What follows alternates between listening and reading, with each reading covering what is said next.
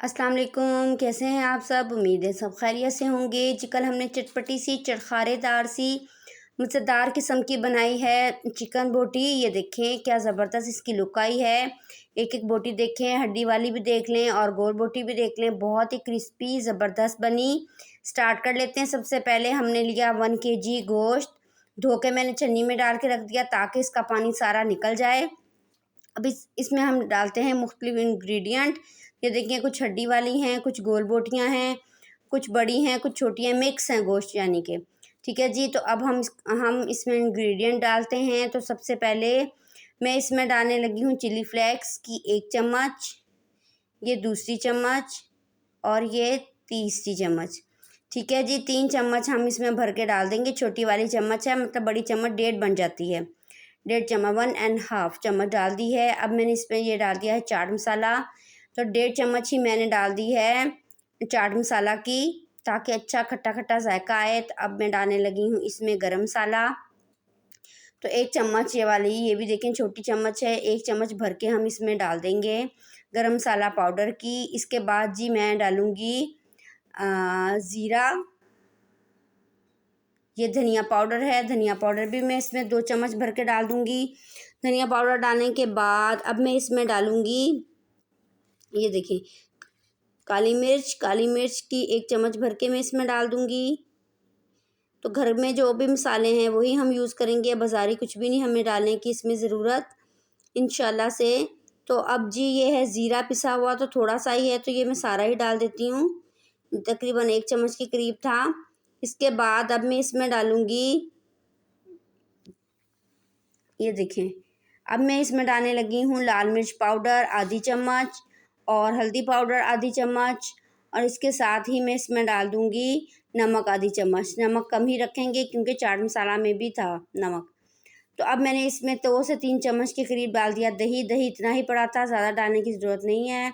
अब मैं इसमें डाल दूँगी कॉर्नफ्लोर। ये देखें ये कॉर्नफ्लोर है, 2 से 3 चम्मच कॉर्नफ्लोर के, आधा चम्मच मैंने डाल दिया उसमें आमचूर पाउडर का, और 2 से 3 चम्मच मैंने ऑलिव ऑयल डाल दिया, एक्स्ट्रा वर्जिन ऑलिव ऑयल। और मैंने 1 चम्मच भर के डाल दी है अदरक और लहसुन पेस्ट की। अब हम इसको आराम से सारे को मिक्सअप कर लेंगे, अच्छा सा, बहुत बल्कि अच्छा सा मिक्स दे देंगे हम इसको। मिक्स देने के बाद ये देखें जी ये हालात हैं इसके।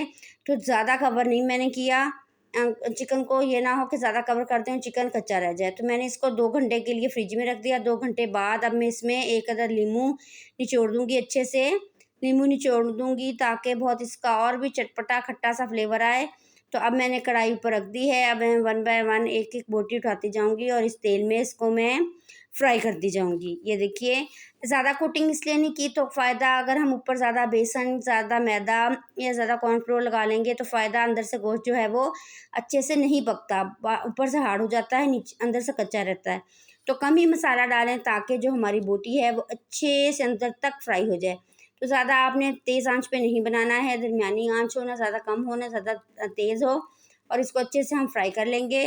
1 बाय 1 इसको मैं टर्न भी करती रहूँगी और फिर मैं इसको आपको दिखाती हूँ कितनी ज़बरदस्त मज़ेदार बनेगी कि बस क्या ही बताऊँ, दिल करेगा सारी आप ही खा जाओ, इतनी टेस्टी ये इंशाल्लाह बनेगी। ये देखें 1 बाय 1 हम इसको उठाते जाते हैं और इनको चेंज करते जाते हैं। इनकी साइड्स चेंज करने के बाद इसको 2 से 3 मिनट के लिए हम फ्राई करेंगे। दोनों साइड से हमने फ्राई करनी है, हिलाते जाएंगे, इसको फ्राई करते जाएंगे क्योंकि चिकन है कच्चा है तो इसको ज़रूरत है।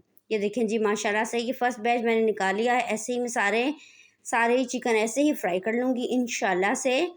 तो ये देखें जी माशाल्लाह कितनी ज़बरदस्त लग रही है। मेरी सारी चिकन जो है वो हो गई है जी, पक चुकी है। ये देखें बहुत अच्छी सी कोटिंग भी, लाइट लाइट सी कोटिंग भी आ गई है इसके ऊपर, और ये चटपटी सी करारी सी लग रही है और बहुत मज़े की बनेगी। आप ज़रूर बनाएं, ख़ुद बना के खाएं या बच्चों को बना के दे दें, लंच बॉक्स में दे दें।